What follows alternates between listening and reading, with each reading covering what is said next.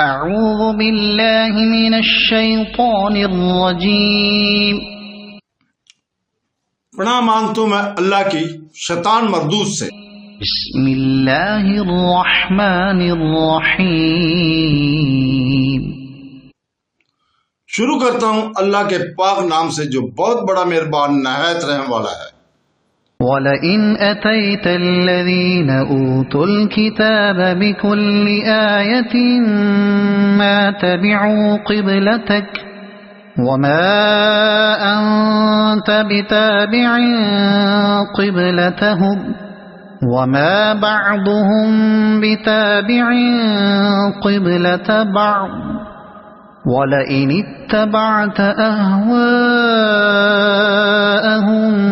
مِنْ بعد ما جاءك من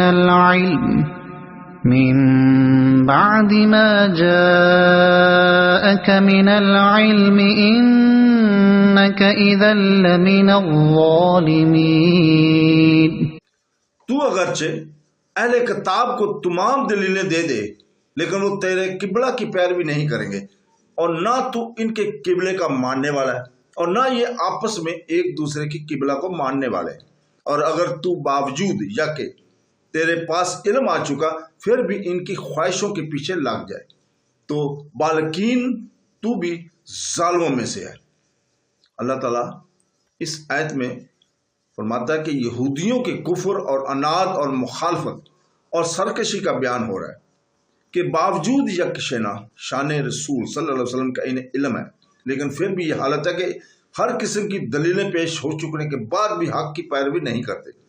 جیسے اور ایک جگہ بیان کیا گیا کہ یعنی جن لوگوں پر تیرے رب کی بات ثابت ہو چکی ہے وہ ایمان نہ لائیں گے، وہ ان کے پاس تمام آیات آ جائیں یہاں تک کہ وہ دردناک عذاب نہ دیکھ لیں۔